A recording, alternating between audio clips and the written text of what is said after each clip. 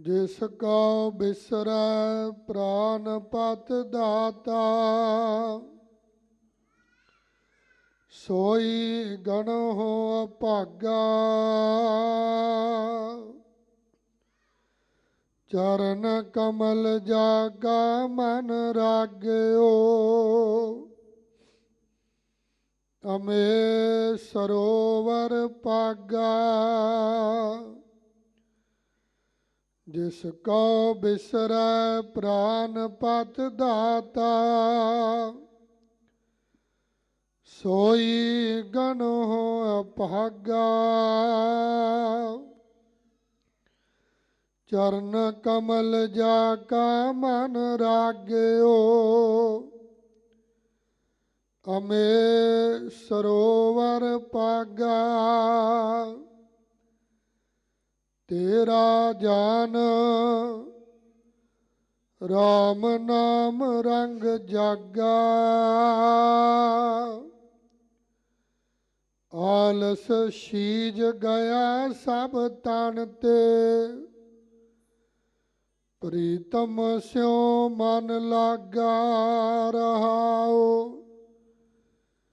जह जह पेखो तह नारायण।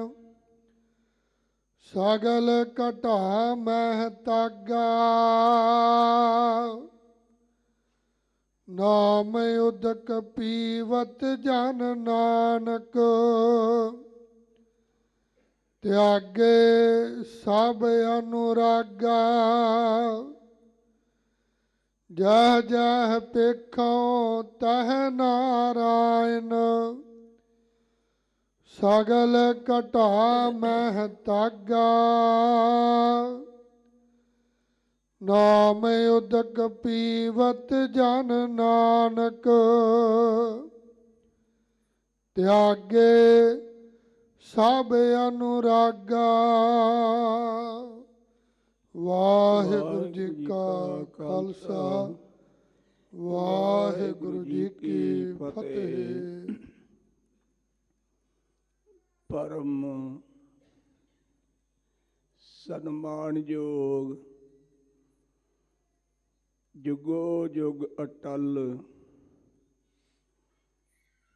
दीन दुनिया दे मालिक, जगत जलंदे दे रख्यक, धन धन श्री गुरु ग्रंथ साहिब जी दी पावन पवित्र हाजूरी विखे हर रोज की तरह सचखंड श्री हरमंदर साहिब जी दे दर्शन इशनान करन उपरंत जुड़ करके आप जिया ने आसा की वार दा कीर्तन सरवण कीता है। उपरंत सचखंड श्री हरमंदर साहिब जी तो प्राप्त होए श्री मुखवाक दी कथा विचार सांझी करन वास्ते देश विदेशों के अंदर घरां दे अंदर PTC दे माध्यम राहीं ਅਤੇ सतगुरु गुरु ग्रंथ साहिब जी की पावन हाजरी विच गुरुद्वारा मंजी साहिब दीवान हाल विखे जुड़ बैठे हो। सतगुरु जी ने अमृत वेले सचखंड श्री हरमंदर साहिब जी विखे प्रकाशमान हो के अज दा ये पावन श्री मुखवाक शहीदां दे सिरताज बाणी के बोहित ਕਲਯੁਗੀ ਜੀਵਾਂ ਦੇ ਉਧਾਰਕ ਸ਼ਾਂਤੀ ਦੇ ਮੁਜੱਸਮੇ ਸਾਹਿਬ ਸ੍ਰੀ ਗੁਰੂ ਅਰਜਨ ਦੇਵ ਸੱਚੇ ਪਾਤਸ਼ਾਹ ਜੀ ਦੀ ਪਾਵਨ ਰਸਨਾ ਦੁਆਰਾ ਆਪਾਂ ਨੂੰ ਬਖਸ਼ਿਸ਼ ਕੀਤਾ ਹੈ। ਸੰਗਤ ਜੀ, ਇਸ ਪਾਵਨ ਹੁਕਮ ਦੇ ਅੰਦਰ ਦੋ ਪੱਖ ਸਤਿਗੁਰਾਂ ਨੇ ਰੱਖੇ ਨੇ। ਇੱਕ ਪੱਖ ਉਹਨਾਂ ਦਾ ਜਿਹੜੇ ਸਿਮਰਨ ਭਜਨ ਨਹੀਂ ਕਰਦੇ, ਵਾਹਿਗੁਰੂ ਨੂੰ ਚੇਤੇ ਨਹੀਂ ਕਰਦੇ। ਦੂਜਾ ਪੱਖ ਉਹਨਾਂ ਦਾ ਹੈ ਜਿਹੜੇ ਵਾਹਿਗੁਰੂ ਨਾਲ ਇੱਕ ਮਿਕ ਹੋਏ ਨੇ, ਸਿਮਰਨ ਭਜਨ ਕਰਕੇ ਵਾਹਿਗੁਰੂ ਦੇ ਨਾਮ ਵਿੱਚ ਜੁੜ ਕਰਕੇ ਪਰਮੇਸ਼ਰ ਦਾ ਰੂਪ ਬਣ ਗਏ। ਦੂਜਾ ਪੱਖ ਉਹਨਾਂ ਦਾ ਹੈ। ਔਰ ਜਿੱਥੇ ਆਪਾਂ ਸਤਿਗੁਰਾਂ ਦੇ ਪਾਵਨ ਸ੍ਰੀ ਮੁਖ ਵਾਕ ਦੀ ਲੜੀਵਾਰ ਕਥਾ ਦੀ ਵਿਚਾਰ ਸਾਂਝੀ ਕਰਾਂਗੇ, ਉੱਥੇ ਅੱਜ ਸਾਹਿਬ ਕਮਾਲ ਅੰਮ੍ਰਿਤ ਕੇ ਦਾਤੇ ਸਰਬੰਸ ਦਾਨੀ ਸਾਹਿਬ ਸ੍ਰੀ ਗੁਰੂ ਗੋਬਿੰਦ ਸਿੰਘ ਸਾਹਿਬ ਜੀ ਦੇ ਲਖਤੇ ਜਿਗਰ ਵੱਡੇ ਸਾਹਿਬਜ਼ਾਦੇ ਸਾਹਿਬ ਬਾਬਾ ਅਜੀਤ ਸਿੰਘ ਜੀ ਦਾ ਆਗਮਨ ਦਿਹਾੜਾ ਹੈ। ਸੰਗਤ ਜੀ, ਆਗਮਨ ਦਿਹਾੜੇ ਤੇ ਵੀ ਆਪਾਂ ਵਿਚਾਰ ਸਾਂਝੀ ਕਰਾਂਗੇ। ਸਾਹਿਬ ਬਾਬਾ ਅਜੀਤ ਸਿੰਘ ਜੀ ਦੇ ਆਗਮਨ ਦਿਹਾੜੇ ਦੀਆਂ ਆਪ ਸੰਗਤਾਂ ਨੂੰ ਬਹੁਤ ਬਹੁਤ ਵਧਾਈਆਂ। ਆਓ ਪਿਆਰ ਸਹਿਤ ਸਤਿਗੁਰਾਂ ਦੇ ਪਾਵਨ ਹੁਕਮ ਦੀ ਵਿਚਾਰ ਮਨ ਬਿਰਤੀਆਂ ਨੂੰ ਇਕਾਗਰ ਕਰਕੇ ਸਾਂਝੀ ਕਰੀਏ ਜੀ। ਸਤਨਾਮ ਸ੍ਰੀ ਵਾਹਿਗੁਰੂ ਸਾਹਿਬ ਜੀ। ਧਨਾਸਰੀ ਮਹੱਲਾ ਪੰਜਵਾ। ਸੰਗਤ ਜੀ, ਰਾਗ ਧਨਾਸਰੀ ਵਿੱਚ ਸਤਿਗੁਰੂ ਪੰਜਵੇਂ ਪਾਤਸ਼ਾਹ ਜੀ ਦਾ ਉਚਾਰਨ ਕੀਤਾ ਹੋਇਆ ਇਹ ਪਾਵਨ ਸ਼ਬਦ ਸ੍ਰੀ ਗੁਰੂ ਗ੍ਰੰਥ ਸਾਹਿਬ ਜੀ ਦੇ ਅੰਗ 682 ਤੇ ਸੁਭਾਇਮਾਨ। ਰਾਗ ਧਨਾਸਰੀ ਬਾਰੇ ਕਈ ਮੱਤਾਂ ਦੇ ਵਿੱਚ ਇਹਨੂੰ ਰਾਗਣੀ ਵੀ ਮੰਨਿਆ ਗਿਆ ਹੈ। ਜਿਵੇਂ ਸਤਿਗੁਰਾਂ ਨੇ ਵੀ ਬਾਣੀ ਵਿੱਚ ਜ਼ਿਕਰ ਕੀਤਾ, ਧਨਾਸਰੀ ਧਨਵੰਤੀ ਜਾਣੀਆਂ ਭਾਈ। ਔਰ ਸਤਿਗੁਰੂ ਪਾਤਸ਼ਾਹ ਜੀ ਨੇ ਜਿੱਥੇ 31 ਰਾਗ ਗੁਰੂ ਗ੍ਰੰਥ ਸਾਹਿਬ ਜੀ ਦੇ ਵਿੱਚ ਅੰਕਿਤ ਕੀਤੇ, ਉੱਥੇ ਸੰਗਤ ਜੀ 31 ਰਾਗ ਤਕਰੀਬਨ ਮਿਸ਼ਰਤ ਗੁਰੂ ਗ੍ਰੰਥ ਸਾਹਿਬ ਵਿੱਚ ਅੰਕਿਤ ਨੇ। ਧਨਾਸਰੀ ਰਾਗ ਦੇ ਗਾਇਨ ਕਰਨ ਦਾ ਸਮਾਂ ਦਿਨ ਦਾ ਤੀਜਾ ਪਹਿਰ ਹੈ, 12 ਵਜੇ ਤੋਂ ਲੈ ਕੇ 3 ਵਜੇ ਤੱਕ। 3 ਵਜੇ ਜਦੋਂ ਚਰਨ ਕਮਲ ਦੀ ਚੌਂਕੀ ਵਿੱਚ ਧਨਾਸਰੀ ਦਾ ਪਾਵਨ ਸ਼ਬਦ ਪੜ੍ਹਿਆ ਜਾਂਦਾ ਹੈ,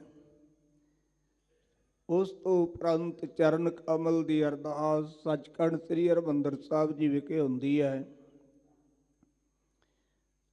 ਤੇ ਧਨਾਸਰੀ 3 ਵਜੇ ਸੰਪੂਰਨ ਹੁੰਦਾ ਹੈ। ਉਸ ਤੋਂ ਅੱਗੇ ਦਿਨ ਦਾ ਚੌਥਾ ਪਹਿਰ ਸ਼ੁਰੂ ਹੋ ਜਾਂਦਾ ਹੈ 3 ਤੋਂ 6 ਵਜੇ ਤੱਕ। ਸੰਗਤ ਜੀ ਫਿਰ ਅਗਲੇ ਰਾਗਾਂ ਦਾ ਸਮਾਂ ਜਿਹੜਾ ਉਹ ਆਰੰਭ ਹੁੰਦਾ ਹੈ। ਸਤਿਗੁਰੂ ਜੀ ਰਾਗ ਧਨਾਸਰੀ ਵਿੱਚ ਅੱਜ ਦਾ ਇਹ ਪਾਵਨ ਪਵਿੱਤਰ ਸੋ ਉਪਦੇਸ਼ ਸਮੁੱਚੀ ਲੋਕਾਈ ਨੂੰ ਬਖਸ਼ਿਸ਼ ਕਰਦੇ ਹਨ। ਜਿਸ ਕੋ ਬਿਸਰੈ ਪ੍ਰਾਨ ਪਤ ਦਾਤਾ। ਸੱਚੇ ਪਾਤਸ਼ਾਹ ਜੀ ਨੇ ਪਹਿਲਾਂ ਉਹਨਾਂ ਮਨੁੱਖਾਂ ਦਾ ਪੱਖ ਰੱਖਿਆ ਹੈ ਜਿਹੜੇ ਪ੍ਰਭੂ ਨੂੰ ਚੇਤੇ ਨਹੀਂ ਕਰਦੇ, ਜਿਨ੍ਹਾਂ ਨੂੰ ਕਦੇ ਚੇਤਾ ਹੀ ਨਹੀਂ ਆਉਂਦਾ ਵੀ ਕੋਈ ਰੱਬ ਵੀ ਹੈ। ਉਹ ਆਪ ਹੀ ਜੁੱਤੇ ਸਣੇ ਖੁਦਾ ਬਣੇ ਬੈਠੇ ਨੇ, ਆਪਣੇ ਆਪ ਨੂੰ ਹੀ ਉਹ ਰੱਬ ਮੰਨੀ ਬੈਠੇ ਨੇ, ਪਰ ਰੱਬ ਨੂੰ ਕਦੇ ਚੇਤੇ ਨਹੀਂ ਕਰਦੇ। ਸੰਗਤ ਜੀ, ਜਿਸ ਨੂੰ ਰੱਬ ਚੇਤੇ ਨਹੀਂ ਨਾ ਰਹਿੰਦਾ, ਉਹ ਫਿਰ ਮਨਮਾਨੀਆਂ ਕਰਦਾ ਹੈ, ਹੰਕਾਰੀ ਹੋ ਜਾਂਦਾ ਹੈ। ਹੰਕਾਰ ਵਿੱਚ ਆ ਕੇ ਫਿਰ ਜੋ ਉਹਦੇ ਤੋਂ ਹੁੰਦਾ ਉਹ ਕਰਦਾ ਹੈ। ਜਿਵੇਂ ਅੱਜ ਵੀ ਆਪਾਂ ਵੇਖਦੇ ਹਾਂ ਕਿ ਹਿੰਦੁਸਤਾਨ ਦੇ ਕੋਨੇ-ਕੋਨੇ ਵਿੱਚੋਂ ਕਿਸਾਨ ਵੀਰ ਆਪਣੀਆਂ ਜ਼ਮੀਨਾਂ ਨੂੰ ਬਚਾਉਣ ਵਾਸਤੇ, ਸੰਗਤ ਜੀ ਜਿਹੜੇ ਕੇਂਦਰ ਦੀ ਸਰਕਾਰ ਨੇ ਕਾਲੇ ਕਾਨੂੰਨ ਬਣਾਏ ਨੇ, ਉਹਨਾਂ ਨੂੰ ਰੱਦ ਕਰਵਾਉਣ ਵਾਸਤੇ ਦਿੱਲੀ ਵਿਖੇ ਮੋਰਚੇ ਲਾਈ ਬੈਠੇ ਨੇ। ਪਰ ਹੰਕਾਰੀ ਰਾਜੇ ਦੇ ਮਨ ਦੇ ਉੱਤੇ ਕੋਈ ਅਸਰ ਨਹੀਂ ਹੋ ਰਿਹਾ। ਆਪਾਂ ਕੱਲ ਸਰਦਾਰ ਸ਼ਾਮ ਸਿੰਘ ਜੀ ਅਟਾਰੀ ਦਾ ਇਤਿਹਾਸ ਟੂਕ ਮਾਤਰ ਵਿਚਾਰਿਆ ਸੀ। ਸੰਗਤ ਜੀ, ਜਿਹੜਾ ਰਾਜਾ ਆਪਣੀ ਪ੍ਰਜਾ ਦੀ ਪਾਲਣਾ ਕਰਦਾ ਹੈ ਤੇ ਪ੍ਰਜਾ ਵੀ ਫਿਰ ਉਹਦੇ ਵਾਸਤੇ ਅਰਦਾਸਾਂ ਕਰਦੀ ਹੈ। ਅਰਦਾਸਾਂ ਹੀ ਨਹੀਂ ਕਰਦੀ, ਉਹ ਰਾਜੇ ਵਾਸਤੇ ਆਪਣੀਆਂ ਜਾਨਾਂ ਵੀ ਕੁਰਬਾਨ ਕਰ ਦਿੰਦੀ ਹੈ। ਸਰਦਾਰ ਨਿਹਾਲ ਸਿੰਘ ਜੀ, ਸਰਦਾਰ ਸ਼ਾਮ ਸਿੰਘ ਜੀ ਅਟਾਰੀ ਦੇ ਪਿਤਾ ਜੀ ਨੇ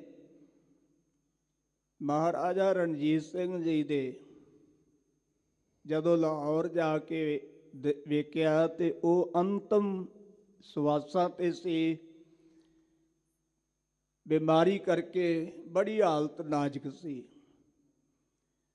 ਤੇ ਉਹਨਾਂ ਨੇ ਉਹਨਾਂ ਦੇ ਮੰਜੇ ਦੀਆਂ ਪਰਿਕਰਮਾ ਕਰਕੇ ਅਰਦਾਸ ਕੀਤੀ, ਮਹਾਰਾਜ ਪੰਜਾਬੀਆਂ ਦਾ ਬਾਦਸ਼ਾਹ, ਇਹਦੀ ਅਜੇ ਲੋੜ ਹੈ ਪੰਜਾਬੀਆਂ ਨੂੰ, ਤੇ ਕਿਰਪਾ ਕਰੋ ਇਹਦੀ ਬਿਮਾਰੀ ਮੈਨੂੰ ਲੱਗ ਜਾਵੇ ਤੇ ਮਹਾਰਾਜ ਇਹਨੂੰ ਤੰਦਰੁਸਤੀ ਬਖਸ਼ੋ। ਜਿਹੜੇ ਪ੍ਰਜਾ ਦੀ ਪਾਲਣਾ ਕਰਦੇ ਨੇ ਸੰਗਤ ਜੀ, ਉਹਨਾਂ ਵਾਸਤੇ ਪ੍ਰਜਾ ਜਾਨ ਵੀ ਕੁਰਬਾਨ ਕਰ ਦਿੰਦੀ ਹੈ। ਪਰ ਜਿਹੜੇ ਲੋਕ ਮੋਦੀ ਵਾਂਗੂ ਪ੍ਰਜਾ ਨੂੰ ਦੁੱਖ ਦਿੰਦੇ ਨੇ ਨਾ, ਉਹਨਾਂ ਦਾ ਫਿਰ ਕੋਈ ਨਾਂ ਨਹੀਂ ਲੈਂਦਾ। ਕਿੰਨੇ ਰਾਜੇ ਹੋ ਗੁਜ਼ਰੇ ਨੇ, ਕਿੰਨੇ ਪ੍ਰਧਾਨ ਮੰਤਰੀ ਹੋ ਗੁਜ਼ਰੇ ਨੇ, ਕਦੇ ਕਿਸੇ ਨੇ ਸਟੇਜ ਤੋਂ ਉਹਨਾਂ ਦਾ ਨਾਮ ਲਿਆ ਜੀ? ਪਰ ਮਹਾਰਾਜਾ ਰਣਜੀਤ ਸਿੰਘ ਜੀ ਨੂੰ ਆਪਾਂ ਯਾਦ ਕਰਦੇ ਹਾਂ, ਕਈ ਵਾਰ ਵਿਦਵਾਨਾਂ ਤੋਂ ਆਪਾਂ ਸਰਵਣ ਕਰਦੇ ਹਾਂ। ਸੱਚੇ ਪਾਤਸ਼ਾਹ ਜੀ ਕਹਿੰਦੇ ਨੇ, ਜਿਹੜੇ ਪ੍ਰਭੂ ਨੂੰ ਚੇਤੇ ਨਹੀਂ ਕਰਦੇ, ਉਹ ਆਪ ਹੀ ਹੰਕਾਰ ਵਿੱਚ ਰੱਬ ਬਣ ਜਾਂਦੇ ਨੇ। ਜਿਸ ਕੋ ਬਿਸਰੈ ਪ੍ਰਾਨ ਪਤ ਦਾਤਾ, ਜਿਨ੍ਹਾਂ ਨੂੰ ਪ੍ਰਾਣਾਂ ਦਾ ਪਤੀ ਵਾਹਿਗੁਰੂ ਪਰਮੇਸ਼ਰ ਵਿਸਰ ਜਾਵੇ, ਸੋਈ ਗਣ ਹੋ ਭਾਗਾ। ਸੱਚੇ ਪਾਤਸ਼ਾਹ ਜੀ ਕਹਿੰਦੇ, ਭਾਈ ਉਹਨਾਂ ਨੂੰ ਅਭਾਗਾ, ਭਾਗਾਂ ਤੋਂ ਹੀਣਾ ਜਨ ਨਾ ਕਰੋ। ਉਹ ਭਾਗਾਂ ਤੋਂ ਹੀਣੇ ਨੇ, ਉਹਨਾਂ ਦੇ ਭਾਗ ਚੰਗੇ ਨਹੀਂ ਜਿਨ੍ਹਾਂ ਨੂੰ ਪ੍ਰਾਣਾਂ ਦਾ ਪਤੀ ਵਿਸਰ ਜਾਂਦਾ ਹੈ, ਜਿਹੜੇ ਚੇਤੇ ਹੀ ਨਹੀਂ ਕਰਦੇ। ਸਤਿਗੁਰੂ ਜੀ ਕਹਿੰਦੇ ਨੇ, ਆ ਭਾਗੇ ਤੈ ਲਾਜ ਨਾਹੀ। ਬੜੀ ਤਾੜਨਾ ਕਰਕੇ ਹਜ਼ੂਰ ਕਹਿੰਦੇ ਨੇ, ਇਹ ਭਾਗਾਂ ਤੋਂ ਹੀਣੇ ਪੁਰਖਾ, ਤੈਨੂੰ ਸ਼ਰਮ ਨਹੀਂ ਆਉਂਦੀ? ਮਸਾ ਮਸਾ ਤੈਨੂੰ ਮਨੁੱਖਾ ਜਨਮ ਮਿਲਿਆ ਹੈ ਤੇ ਤੂੰ ਹੁਣ ਵੀ ਵਾਹਿਗੁਰੂ ਨੂੰ ਚੇਤੇ ਨਹੀਂ ਕਰਦਾ, ਆਪਣੇ ਹੰਕਾਰ ਵਿੱਚ ਹੀ ਮਸਤ ਹੋਇਆ ਤੁਰਿਆ ਫਿਰਦਾ ਹੈ। ਵਾਹਿਗੁਰੂ ਨੂੰ ਚੇਤੇ ਕਰ।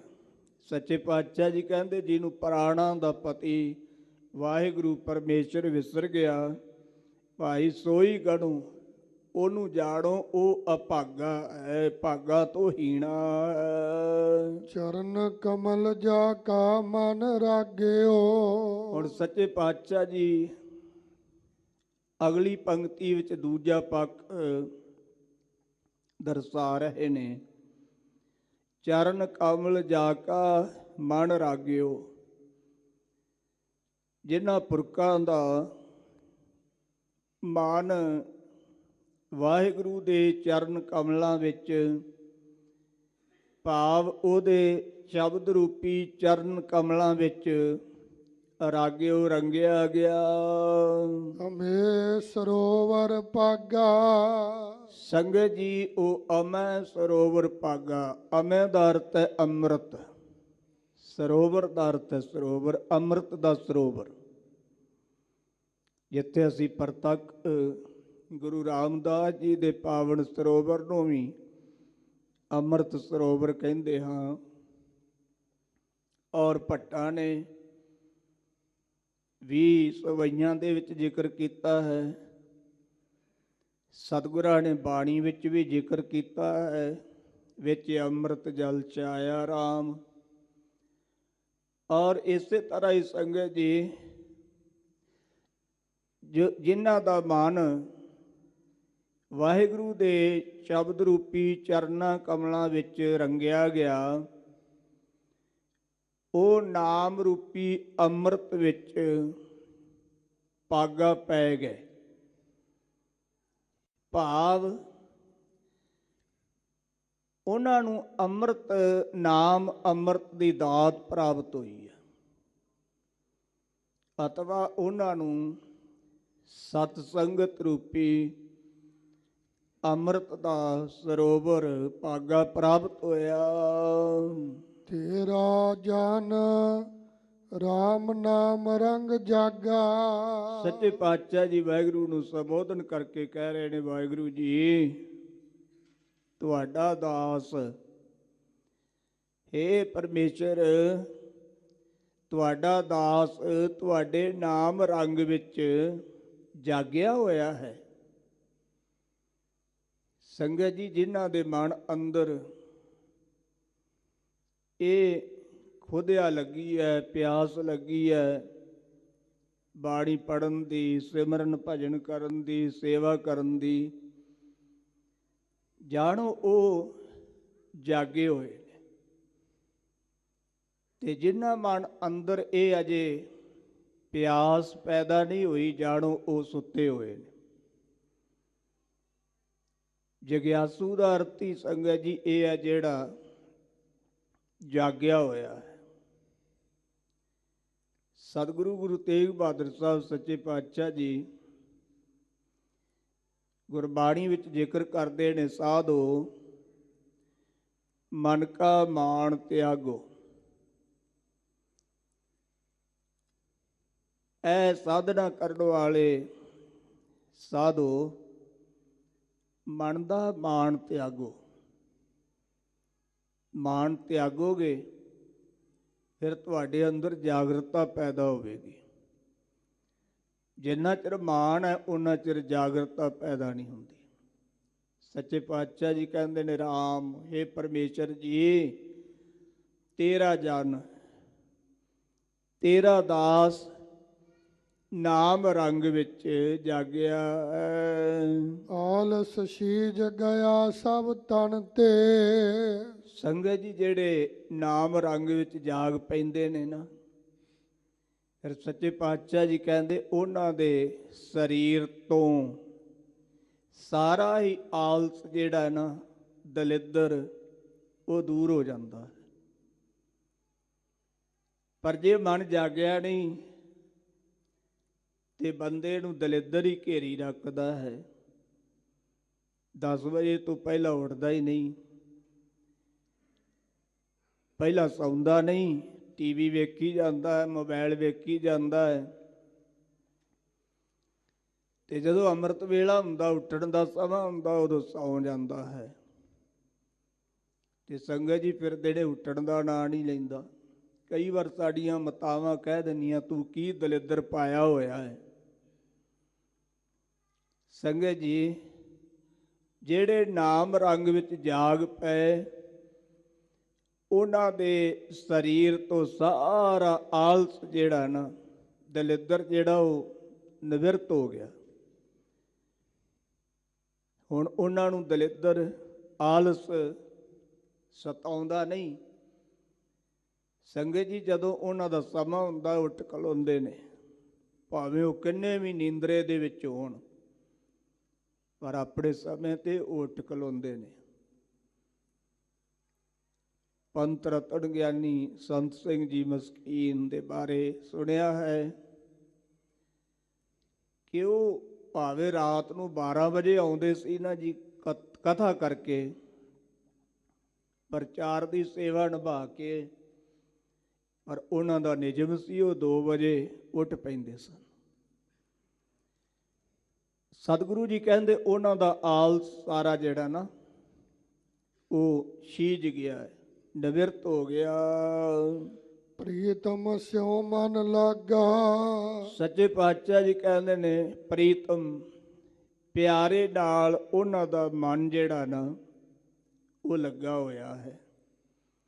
ਜਿਨ੍ਹਾਂ ਦਾ ਮਨ ਪਿਆਰੇ ਵਾਹਿਗੁਰੂ ਨਾਲ ਜੁੜ ਗਿਆ, ਸੰਗਤ ਜੀ ਫਿਰ ਉਹਨਾਂ ਨੂੰ ਆਲਸ ਕੀ, ਕਈ ਦਿਨ ਸੰਗਤ ਜੀ ਉਹ ਰਾਤ ਦਿਨ ਜਾਗਦੇ ਹੀ ਰਹਿੰਦੇ ਨੇ।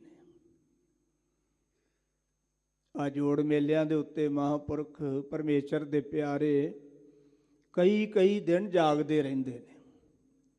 ਆਲਸ ਨੇੜੇ ਨਹੀਂ ਆਉਂਦਾ, ਨੀਂਦ ਨੇੜੇ ਨਹੀਂ ਆਉਂਦੀ। ਤੇ ਐਸੇ ਵੀ ਸਤਿਪੁਰਖ ਨੇ ਜਿਨ੍ਹਾਂ ਨੇ ਨੀਂਦ ਦਾ ਤਿਆਗ ਕੀਤਾ ਹੋਇਆ ਹੈ।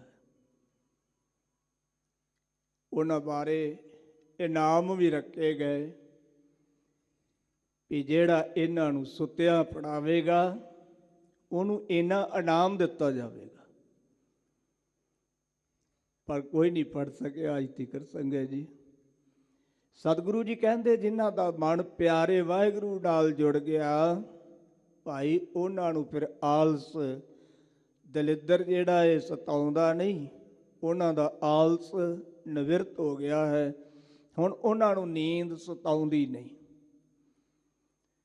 ਸਾਨੂੰ ਤਾਂ ਨੀਂਦ ਹੀ ਨਹੀਂ ਛੱਡਦੀ ਸੰਗਤ ਜੀ, ਦਿਨੇ ਰਾਤ ਸੁੱਤੇ ਰਹਿੰਦੇ ਆ। ਪਰ ਕਵੀ ਜੜਾਂ ਨੇ ਜ਼ਿਕਰ ਕੀਤਾ, ਉੱਠ ਜਾਗ ਘਰਾੜੇ ਮਾਰ ਨਾਹੀ, ਇਹ ਸੌਣਾ ਤੇਰੇ ਦਰਕਾਰ ਨਾਹੀ। ਉੱਠ ਜਾਗਣਾ ਕਰ, ਆਲਸ ਦੀ ਨੀਂਦ ਨੂੰ ਛੱਡ, ਵਾਹਿਗੁਰੂ ਦੇ ਸਿਮਰਨ ਵਿੱਚ ਜੁੜ। ਐਵੇਂ ਸੁੱਤਾ ਪਿਆ ਘਰਾੜੇ ਮਾਰੀ ਜਾਂਦਾ, ਇਹ ਤੇਰੇ ਕਿਸੇ ਅਰਥ ਨਹੀਂ। ਜਾਗ ਕੇ ਸਿਮਰਨ ਕਰ। ਭਗਤ ਕਬੀਰ ਸਾਹਿਬ ਜੀ ਨੇ ਵੀ ਜ਼ਿਕਰ ਕੀਤਾ ਨਾ, ਕਬੀਰ ਸੂਤਾ ਕਿਆ ਕਰੇ, ਜਾਗ ਰੋਏ ਪੈ ਦੁੱਖ, ਜਾਗਾ ਬਾਸਾ ਗੋਰ ਮੈਂ, ਸੋ ਕਿਉ ਸੋਵੈ ਸੁਖ। ਸੰਗਤ ਜੀ ਜਿਨ੍ਹਾਂ ਦਾ ਨਿਵਾਸ ਅੰਤ ਨੂੰ ਕਬਰ ਵਿੱਚ ਹੈ, ਮੜੀਆਂ ਵਿੱਚ ਹੈ, ਸ਼ਮਸ਼ਾਨ ਘਾਟ ਵਿੱਚ ਹੈ, ਉਹਨਾਂ ਨੂੰ ਨੀਂਦ ਕਿੱਥੇ ਆਉਂਦੀ ਹੈ? ਉਹਨਾਂ ਨੂੰ ਤੇ ਉਹ ਆਪਣਾ ਘਰ ਦਿਸਦਾ ਹੈ। ਸੋ ਕਿਉ ਸੋਵੈ ਸੁਖ, ਉਹ ਸੁਖ ਦੀ ਨੀਂਦ ਨਹੀਂ ਸੌਂਦੇ। ਤੇ ਭਗਤ ਕਬੀਰ ਸਾਹਿਬ ਜੀ ਨੇ ਜ਼ਿਕਰ ਕੀਤਾ, ਕਹਿੰਦੇ ਨੇ ਇੱਕ ਦਿਨ ਸੋਵਣ ਹੋਏਗੋ ਲਾਂਬੇ ਗੋੜ ਪਸਾਰ। ਮਿੱਤਰਾ ਤੂੰ ਇੱਕ ਦਿਨ ਸੌਂ ਜਾਣਾ ਹੈ, ਲੰਬੀਆਂ ਲੱਤਾਂ ਨਿਸਲ ਕਰਕੇ ਤੂੰ ਆਪਣੇ ਗੋਡੇ ਸਿੱਧੇ ਕਰਕੇ ਇੱਕ ਦਿਨ ਸੌਂ ਜਾਣਾ ਹੈ, ਫਿਰ ਤੈਨੂੰ ਕਿਸੇ ਨੇ ਜਗਾਉਣਾ ਨਹੀਂ, ਫਿਰ ਤੈਨੂੰ ਕਿਸੇ ਨੇ ਆਵਾਜ਼ ਨਹੀਂ ਮਾਰਨੀ। ਪਰ ਹੁਣ ਤੇਰਾ ਸਮਾਂ ਹੈ, ਇਹ ਤੇਰੀ ਅਵਸਰ, ਇਹ ਤੇਰੀ ਬਾਰ, ਘਟ ਭੀਤਰ ਤੂੰ ਦੇਗ ਮੁਰਾਰ। ਤੂੰ ਵਾਹਿਗੁਰੂ ਦਾ ਸਿਮਰਨ ਕਰ, ਪ੍ਰਭੂ ਨੂੰ ਚੇਤੇ ਕਰ। ਇਹ ਜਿਹੜਾ ਸਮਾਂ ਮਿਲਿਆ ਨਾ, ਇਹਨੂੰ ਅਜਾਈ ਨਾ ਗਵਾ। ਜੇ ਅਜਾਈ ਚਲੇ ਗਿਆ ਫਿਰ ਪਤਾ ਨਹੀਂ ਕਿੱਥੇ ਕਿੱਥੇ ਭਟਕਣਾ ਪਵੇ। ਭਗਤ ਕਬੀਰ ਸਾਹਿਬ ਜੀ ਨੇ ਵੀ ਨਾ ਜੀ ਬੜੇ ਸਖਤੀ ਦੇ ਵਚਨ ਕੀਤੇ ਨੇ। ਕਹਿੰਦੇ ਨੇ ਕੂਕਰ ਸੂਕਰ ਜੋਨ ਭ੍ਰਮੇ ਤਉ ਲਾਜ ਨਾ ਆਈ। ਭਗਤ ਜੀ ਕਹਿੰਦੇ ਵੇਖ, ਤੂੰ ਕਦੇ ਕੁੱਤੇ ਦੀ ਜੂਨ ਵਿੱਚੋਂ, ਕਦੇ ਸੂਰ ਦੀ ਜੂਨ ਵਿੱਚੋਂ, ਇਹਨਾਂ ਭਿਆਨਕ ਜੂਨਾਂ ਵਿੱਚੋਂ ਤੂੰ ਭਟਕਦਾ ਭਟਕਦਾ ਆਇਆ। ਹੁਣ ਮਨੁੱਖਾ ਦੇਹੀ ਤੈਨੂੰ ਮਿਲੀ, ਅਜੇ ਵੀ ਤੈਨੂੰ ਸ਼ਰਮ ਨਹੀਂ ਆਉਂਦੀ, ਤੂੰ ਅਜੇ ਵੀ ਉਹਨਾਂ ਵਰਗਾ ਹੀ ਕੰਮ ਕਰੀ ਜਾਂਦਾ। ਹੁਣ ਤਾਂ ਭਾਈ ਵਾਹਿਗੁਰੂ ਦੀ ਬੰਦਗੀ ਕਰ ਲੈ, ਸਿਮਰਨ ਕਰਨ ਦਾ ਤੈਨੂੰ ਸਮਾਂ ਪ੍ਰਾਪਤ ਹੋਇਆ ਹੈ। ਸੱਚੇ ਪਾਤਸ਼ਾਹ ਜੀ ਕਹਿੰਦੇ ਜਿਨ੍ਹਾਂ ਦਾ ਪਿਆਰੇ ਵਾਹਿਗੁਰੂ ਪਰਮੇਸ਼ਰ ਨਾਲ ਮਨ ਜੁੜ ਗਿਆ, ਉਹਨਾਂ ਦੇ ਸਰੀਰ ਤੋਂ ਸਾਰਾ ਆਲਸ ਜਿਹੜਾ ਨਾ ਜੀ, ਦਲਿੱਦਰ ਜਿਹੜਾ ਹੈ, ਨੀਂਦ ਆਦਿਕ ਦਾ ਦਲਿੱਦਰ, ਗਰੀਬੀ ਦਾ ਦਲਿੱਦਰ, ਇਹ ਸਾਰਾ ਹੀ ਦੂਰ ਹੋ ਗਿਆ। ਰਹਾਓ ਵਿਸਰਾਮ ਦੇ ਕੇ ਹਜ਼ੂਰ ਫਰਮਾਉਂਦੇ ਨੇ, ਜੈ ਜੈ ਪੇਖੋਂ ਤਹਿ ਨਾਰਾਇਣ। ਸੱਚੇ ਪਾਤਸ਼ਾਹ ਜੀ ਕਹਿੰਦੇ ਜਿਨ੍ਹਾਂ ਦਾ ਮਨ ਵਾਹਿਗੁਰੂ ਨਾਲ ਜੁੜਿਆ ਨਾ ਜੀ, ਫਿਰ ਉਹਨਾਂ ਦੀ ਦਿਵ ਦ੍ਰਿਸ਼ਟੀ ਹੋ ਜਾਂਦੀ ਹੈ। ਗੁਰੂ ਅਮਰਦਾਸ ਜੀ ਮਹਾਰਾਜ ਕਹਿੰਦੇ ਨੇ, ਕਹਿ ਨਾਨਕ ਇਹ ਨੇਤਰ ਅੰਧ ਸੇ, ਸਤਿਗੁਰ ਮਿਲਿਆ ਦਿਵ ਦ੍ਰਿਸ਼ਟੀ ਹੋਈ, ਦਿਵ ਦ੍ਰਿਸ਼ਟ ਹੋਈ। ਸਤਿਗੁਰੂ ਜੀ ਕਹਿੰਦੇ ਇਹ ਨੇਤਰ ਜਿਹੜੇ ਨੇ ਨਾ, ਸਾਡੀਆਂ ਅੱਖਾਂ ਇਹ ਅੰਨੀਆਂ ਸਨ, ਇਹ ਦੂਰ ਤੱਕ ਨਹੀਂ ਸਨ ਵੇਂਦੀਆਂ। ਪਰ ਜਦੋਂ ਸਤਿਗੁਰੂ ਨੇ ਕਿਰਪਾ ਕਰਕੇ ਗਿਆਨ ਦਾ ਸੁਰਮਾ ਭੈ ਦੀਆਂ ਸਲਾਈਆਂ ਨਾਲ ਸਾਡੇ ਮਨ ਤੇ ਬੁੱਧ ਰੂਪੀ ਨੇਤਰਾਂ ਵਿੱਚ ਪਾਇਆ, ਤੇ ਸਾਡੀ ਨਿਗਾਹ ਇੰਨੀ ਕੁ ਤੇਜ਼ ਹੋ ਗਈ ਕਿ ਹੁਣ ਸਾਨੂੰ ਤਿੰਨਾਂ ਲੋਕਾਂ ਦੇ ਵਿੱਚ ਹੀ ਦਿਸਣ ਲੱਗ ਪਿਆ, ਦਿਵ ਦ੍ਰਿਸ਼ਟੀ ਹੋ ਗਈ ਹੈ। ਸੱਚੇ ਪਾਤਸ਼ਾਹ ਜੀ ਕਹਿੰਦੇ ਨੇ ਜਦੋਂ ਦਿਵ ਦ੍ਰਿਸ਼ਟੀ ਹੁੰਦੀ ਹੈ ਨਾ ਜੀ, ਫਿਰ ਕੀ ਹੁੰਦਾ, ਜੈ ਜੈ ਪੇਖੋ ਤਾ ਨਾਰਾਇਣ। ਜਿੱਥੇ ਜਿੱਥੇ ਵੀ ਮੈਂ ਵੇਖਦਾ ਹਾਂ ਉੱਥੇ ਉਹ ਨਰ ਆਇਣ, ਜਿਹੜਾ ਨਰਾਂ ਦਾ ਵਿੱਚ ਆਇਆ ਹੋਇਆ ਪ੍ਰਮਾਤਮਾ ਹੈ ਨਾ, ਉਹ ਸਾਰੇ ਹੀ ਮੈਨੂੰ ਦਿਸ ਰਿਹਾ ਹੈ। ਘਟ ਘਟ ਮੈਂ ਅਰਜੂ ਬਸੈ ਸੰਤਨ ਕਹਿਓ ਪੁਕਾਰ। ਉਹ ਸਾਰੇ ਸਰੀਰਾਂ ਦੇ ਵਿੱਚ ਵਸ ਰਿਹਾ ਹੈ, ਪਰ ਜਿਨ੍ਹਾਂ ਨੂੰ ਦਿਸਦਾ ਨਹੀਂ ਸੰਗਤ ਜੀ, ਉਹ ਲੜਾਈ ਝਗੜੇ ਪਾਈ ਫਿਰਦੇ ਨੇ। ਜਿਨ੍ਹਾਂ ਨੂੰ ਦਿਸਦਾ ਨਹੀਂ ਉਹ ਕਹਿੰਦੇ ਜੀ ਮੈਨੂੰ ਇਹਨੇ ਦੁਖੀ ਕੀਤਾ ਹੈ, ਮੈਨੂੰ ਇਹਨੇ ਮਾਰਿਆ ਹੈ, ਮੈਨੂੰ ਇਹਨੇ ਉਜਾੜ ਦਿੱਤਾ ਹੈ, ਮੈਨੂੰ ਘਰੋਂ ਕੱਢ ਦਿੱਤਾ ਹੈ। ਪਰ ਜਿਨ੍ਹਾਂ ਨੂੰ ਦਿਸ ਆਇਆ ਸੰਗਤ ਜੀ, ਫਿਰ ਉਹ ਕਿਸੇ ਨਾਲ ਵੈਰ ਭਾਵਨਾ ਨਹੀਂ ਕਰਦੇ, ਕਿਉਂਕਿ ਉਹ ਵੇਂਦੇ ਨੇ ਵੀ ਸਾਰਿਆਂ ਦੇ ਵਿੱਚ ਤੇ ਪ੍ਰਭੂ ਆ, ਤੇ ਵੈਰ ਕਿਹਦੇ ਨਾਲ ਕਰੀਏ। ਮੰਦਾ ਕਿਸੇ ਨਾਲ ਆਗ ਝਗੜਾ ਪਾਵਣਾ। ਫਿਰ ਉਹ ਕਿਸੇ ਨੂੰ ਮਾੜਾ ਕਹਿ ਕੇ ਸੰਗਤ ਜੀ ਝਗੜਾ ਨਹੀਂ ਕਰਦੇ। ਸੱਚੇ ਪਾਤਸ਼ਾਹ ਜੀ ਕਹਿੰਦੇ ਜਿੱਥੇ ਜਿੱਥੇ ਵੀ ਮੈਂ ਵੇਖਦਾ ਹਾਂ ਉੱਥੇ ਹੀ ਭਾਈ ਉਹ ਨਾਰਾਇਣ ਪਰਮਾਤਮਾ ਪਰਮੇਸ਼ਰ ਵਾਹਿਗੁਰੂ ਦਿਸ ਰਿਹਾ। ਸਗਲ ਘਟਾ ਮਹਿ ਤਾਗਾ। ਸੱਚੇ ਪਾਤਸ਼ਾਹ ਜੀ ਕਹਿੰਦੇ ਸਾਰੇ ਘਟਾਂ ਦੇ ਵਿੱਚ, ਘਟ ਕਹਿੰਦੇ ਸਰੀਰਾਂ ਨੂੰ ਸੰਗਤ ਜੀ, ਸਾਰੇ ਸਰੀਰਾਂ ਦੇ ਵਿੱਚ ਵਾਹਿਗੁਰੂ ਇਉਂ ਪਰੋਚਿਆ ਹੋਇਆ ਹੈ ਜਿਵੇਂ ਤਾਗਾ। ਤਾਗੇ ਦੇ ਵਿੱਚ ਜਿਵੇਂ ਮਣਕੇ ਪਰੋਚੇ ਹੁੰਦੇ, ਤੇ ਉਹ ਧਾਗਾ ਜਿਹੜਾ ਨਾ ਉਹ ਮਣਕਿਆਂ ਦੇ ਵਿੱਚ ਪਰੋਚਿਆ ਹੁੰਦਾ ਸਾਰਿਆਂ ਦੇ ਵਿੱਚ। ਇਸੇ ਤਰ੍ਹਾਂ ਸੰਗਤ ਜੀ ਉਹ ਵਾਹਿਗੁਰੂ ਪਰਮੇਸ਼ਰ ਇਹ ਜੀਵ ਰੂਪੀ ਮਣਕਿਆਂ ਦੇ ਵਿੱਚ ਪਰੋਚਿਆ ਹੋਇਆ ਦਿਸ ਰਿਹਾ। ਨਾਮ ਉਦਕ ਪੀਵਤ ਜਨ ਨਾਨਕ। ਸੱਚੇ ਪਾਤਸ਼ਾਹ ਜੀ ਕਥਨ ਕਰਦੇ ਨੇ, ਵਾਹਿਗੁਰੂ ਜੀ ਤੁਹਾਡੇ ਦਾਸ ਤੁਹਾਡੇ ਸੇਵਕ ਨਾਮ ਰੂਪੀ ਅੰਮ੍ਰਿਤ ਜਲ ਨੂੰ ਪੀਂਦੇ ਨੇ। ਸੰਗਤ ਜੀ ਇੱਕ ਤਾਂ ਪ੍ਰਤੱਖ ਪੰਜਾਂ ਪਿਆਰਿਆਂ ਤੋਂ ਅੰਮ੍ਰਿਤ ਦੀ ਦਾਤ ਪ੍ਰਾਪਤ ਹੁੰਦੀ ਹੈ, ਔਰ ਜਿਹੜੇ ਪੰਜਾਂ ਤੋਂ ਅੰਮ੍ਰਿਤ ਦੀ ਦਾਤ ਪ੍ਰਾਪਤ ਕਰਕੇ ਵਾਹਿਗੁਰੂ ਗੁਰਮੰਤਰ ਦਾ ਅਭਿਆਸ ਕਰਦੇ ਨੇ, ਵਾਹਿਗੁਰੂ ਗੁਰਮੰਤਰ ਦੀਆਂ ਬੋਕੀਆਂ ਵਾਰਦੇ ਨੇ ਨਾ, ਫਿਰ ਉਹਨਾਂ ਨੂੰ ਅੰਮ੍ਰਿਤ ਅੰਦਰੋਂ ਵੀ ਪ੍ਰਾਪਤ ਹੁੰਦਾ ਹੈ, ਜਿਹਦੇ ਬਾਰੇ ਹਜ਼ੂਰ ਨੇ ਜ਼ਿਕਰ ਕੀਤਾ ਹੈ। ਘਟ ਹੀ ਮਹਿ ਅੰਮ੍ਰਿਤ ਭਰਪੂਰ ਹੈ, ਮਨ ਮੁੱਖਾ ਸਾਧ ਨਾ ਪਾਇਆ। ਸਰੀਰ ਵਿੱਚ ਵੀ ਅੰਮ੍ਰਿਤ ਹੈ, ਪਰ ਉਹਨਾਂ ਚਿਰ ਉਹ ਪ੍ਰਾਪਤ ਨਹੀਂ ਹੋਵੇਗਾ ਜਿੰਨਾ ਚਿਰ ਅਸੀਂ ਬਾਹਰੋਂ ਪੰਜਾਂ ਪਿਆਰਿਆਂ ਤੋਂ ਅੰਮ੍ਰਿਤ ਦੀ ਦਾਤ ਪ੍ਰਾਪਤ ਕਰਕੇ ਵਾਹਿਗੁਰੂ ਗੁਰਮੰਤਰ ਦੀਆਂ ਬੋਕੀਆਂ ਨਹੀਂ ਮਾਰਾਂਗੇ, ਵਾਹਿਗੁਰੂ ਗੁਰਮੰਤਰ ਦਾ ਅਭਿਆਸ ਕਰਾਂਗੇ, ਫਿਰ ਸਾਨੂੰ ਉਹ ਅੰਦਰਲਾ ਅੰਮ੍ਰਿਤ ਪ੍ਰਾਪਤ ਹੋਵੇਗਾ।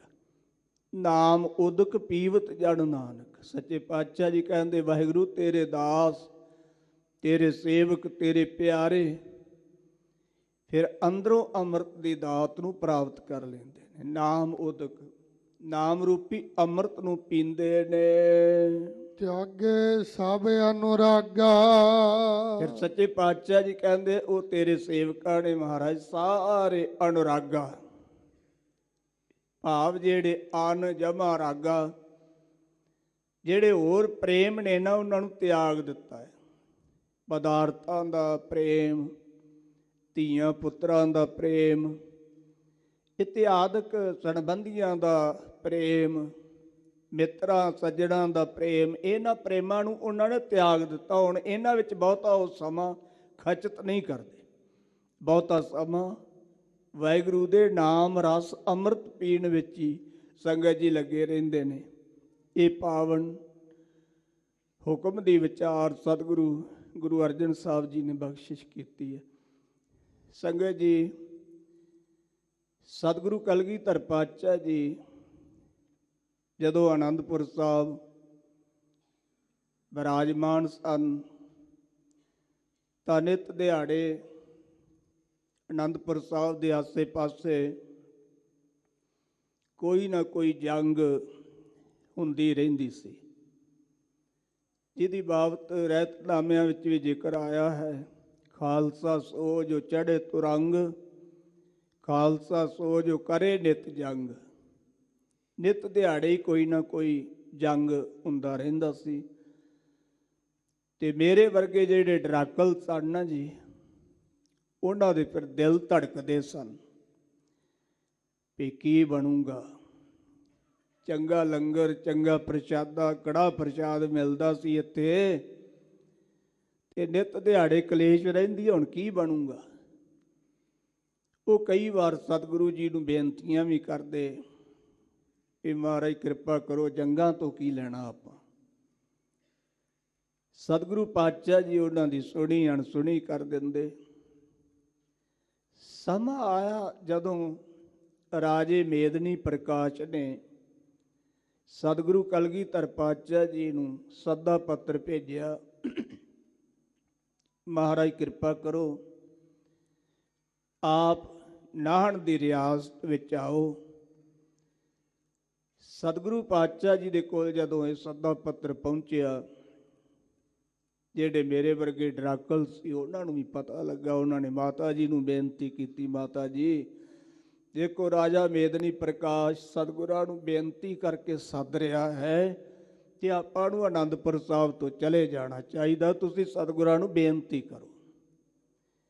ਸੰਗਤ ਜੀ ਉਸ ਵੇਲੇ ਸਤਿਗੁਰੂ ਪਾਤਸ਼ਾਹ ਜੀ ਨੂੰ ਸਾਰੇ ਸਿੱਖਾਂ ਨੇ, ਮਾਤਾ ਜੀ ਨੇ ਵੀ ਬੇਨਤੀ ਕੀਤੀ ਵੀ ਚਲੋ ਆਪਾਂ ਥੋੜ੍ਹਾ ਸਮਾਂ ਆਨੰਦਪੁਰ ਸਾਹਿਬ ਤੋਂ ਪਾਸੇ ਹੋ ਜਾਈਏ ਤੇ ਇਹ ਜਿਹੜਾ ਕਲੇਸ਼ ਹੈ ਨਿੱਤ ਦਾ ਟਲ ਜਾਵੇਗਾ। ਸਤਿਗੁਰੂ ਜੀ ਰਾਜੇ ਮੇਦਨੀ ਪ੍ਰਕਾਸ਼ ਦੀ ਨਿਮਰਤਾ ਭਰੀ ਪਿਆਰ ਭਰੀ ਚਿੱਠੀ ਨੂੰ ਵਾਚ ਕੇ ਤੇ ਆਨੰਦਪੁਰ ਸਾਹਿਬ ਤੋਂ ਨਾਹਣ ਦੀ ਰਿਆਸਤ ਵਿੱਚ ਚਲੇ ਗਏ। ਰਾਜੇ ਨੇ ਬੜਾ ਅਦਬ ਸਤਿਕਾਰ ਮਾਣ ਕੀਤਾ। ਸੰਗਤ ਜੀ, ਸਤਿਗੁਰੂ ਪਾਤਸ਼ਾਹ ਜੀ ਨੂੰ ਨਾਲ ਲੈ ਕੇ ਰਾਜਾ ਮੇਦਨੀ ਪ੍ਰਕਾਸ਼ ਸ਼ਿਕਾਰ ਖੇਡਣ ਗਿਆ ਤੇ ਬੇਨਤੀ ਕੀਤੀ, ਮਹਾਰਾਜ ਇਹ ਦੂਣ ਤੁਹਾਡੀ ਹੈ, ਨਾਹਣ ਦੀ ਰਿਆਸਤ ਤੇ ਤੁਹਾਡੀ ਹੈ, ਜਿੱਥੇ ਆਪ ਜੀ ਨੂੰ ਚੰਗਾ ਲੱਗੇ ਉੱਥੇ ਆਪ ਜੀ ਆਪਣਾ ਆਸਣ ਲਾ ਲਓ। ਸਤਿਗੁਰਾਂ ਨੇ ਜਮਨਾ ਦੇ ਕਿਨਾਰੇ ਸੰਗਤ ਜੀ ਟਿਕ ਕਰਕੇ ਨਾ ਜੀ ਉੱਥੇ ਫਿਰ ਨਗਰ ਵਸਾਇਆ ਪੌਂਟਾ ਸਾਹਿਬ। ਔਰ ਗਰੀਬ ਨਵਾਜ ਜੀ ਇੱਥੇ 3 ਸਾਲ ਦਾ ਸਮਾਂ ਪੌਂਟਾ ਸਾਹਿਬ ਰਹੇ। ਜਦੋਂ ਰਾਜੇ ਭੀਮ ਚੰਦ ਦੇ ਬੇਟੇ ਅਜਮੇਰ ਚੰਦ ਦੀ ਸ਼ਾਦੀ ਸੀ, ਸਤਿਗੁਰੂ ਜੀ ਉਦੋਂ ਉਸ ਘਾਟ ਦੇ ਉੱਤੇ ਆਪਣਾ ਡੇਰਾ ਜਮਾਈ ਬੈਠੇ ਸਨ, ਜਿੱਥੋਂ ਦੀ ਉਹਨਾਂ ਨੇ ਲੰਘਣਾ ਸੀ। ਇਤਿਹਾਸ ਬੜਾ ਵਿਸ਼ਾਲ ਆ, ਸਮਾਂ ਇਜਾਜ਼ਤ ਨਹੀਂ ਦੇ ਰਿਹਾ ਸੰਗਤ ਜੀ। ਆਖਰ ਇਹ ਤੋਂ ਵਿਕਾਂਤ ਵਧਿਆ ਤੇ ਭੰਗਾਣੀ ਦਾ ਯੁੱਧ ਹੋਇਆ। ਭੰਗਾਣੀ ਦੇ ਯੁੱਧ ਵਿੱਚ ਸੰਗਤ ਜੀ ਇਹ ਪਹਾੜੀ ਰਾਜੇ, ਕੋਈ ਮੁਗਲ ਫੌਜਾਂ ਵੀ ਸਤਿਗੁਰੂ ਦੇ ਬਰਖਲਾਫ ਲੜੀਆਂ। ਔਰ ਇੱਥੇ ਪਠਾਨ ਜਿਹੜੇ ਸੀ ਨਾ, ਉਹ ਸਤਿਗੁਰੂ ਜੀ ਨੂੰ ਪਿੱਠ ਵਿਖਾ ਕੇ ਦੌੜ ਗਏ। ਜਿਹੜੇ ਪੀਰ ਬੁੱਧੂ ਚਾੜ ਸਤਿਗੁਰਾਂ ਦੇ ਕੋਲ ਨੌਕਰ ਰਖਾਏ ਸੀ, ਪਰ ਆਖਰ ਪੀਰ ਬੁੱਧੂ ਚਾਹ ਆਪ ਨਿਤਰਿਆ, ਆਪਣੇ ਪੁੱਤਰਾਂ ਨੂੰ, ਆਪਣੇ ਭਰਾਵਾਂ ਨੂੰ, ਆਪਣੇ ਮਰੀਦਾਂ ਨੂੰ ਨਾਲ ਲੈ ਕੇ ਭੰਗਾਣੀ ਦੇ ਯੁੱਧ ਵਿੱਚ ਯੁੱਧ ਲੜਿਆ। ਸੰਗਤ ਜੀ, ਜਦੋਂ ਯੁੱਧ ਜਿੱਤਿਆ, ਸਤਿਗੁਰੂ ਜੀ ਭੰਗਾਣੀ ਤੋਂ ਵਾਪਸ ਪੌਂਟਾ ਆਏ ਤੇ ਅਕਾਲ ਪੁਰਖ ਵਾਹਿਗੁਰੂ ਨੇ 11 ਫਰਵਰੀ ਸੰਨ 1687 ਈਸਵੀ ਨੂੰ ਸਤਿਗੁਰੂ ਕਲਗੀਧਰ ਪਾਤਸ਼ਾਹ ਜੀ ਦੇ ਗ੍ਰਹਿ ਸਾਹਿਬਜ਼ਾਦੇ ਨੂੰ ਭੇਜਿਆ। ਸਤਿਗੁਰਾਂ ਨੇ ਬੜੀ ਖੁਸ਼ੀ ਬਣਾਈ ਹੈ। ਬਚਿੱਤਰ ਨਾਟਕ ਵਿੱਚ ਵੀ ਹਜ਼ੂਰ ਨੇ ਜ਼ਿਕਰ ਕੀਤਾ ਹੈ, ਭਈ ਜੀਤ ਮੇਰੀ ਕਿਰਪਾ ਕਾਲ ਕੇਰੀ। ਭੰਗਾਣੀ ਦੇ ਯੁੱਧ ਵਿੱਚ ਸਾਡੀ ਜਿੱਤ ਹੋਈ ਹੈ, ਪਰ ਇਹ ਵਾਹਿਗੁਰੂ ਦੀ ਕਿਰਪਾ ਨਾਲ ਹੋਈ ਹੈ। ਹੰਕਾਰ ਨਹੀਂ ਕੀਤਾ ਵੀ ਅਸੀਂ ਜੰਗ ਜਿੱਤਿਆ, ਆਖਿਆ ਕਿਰਪਾ ਕਾਲ ਕੇਰੀ, ਵਾਹਿਗੁਰੂ ਦੀ ਕਿਰਪਾ ਹੋਈ ਹੈ। ਉਦੋਂ ਸਾਹਿਬਜ਼ਾਦੇ ਦਾ ਆਗਮਨ ਹੋਇਆ।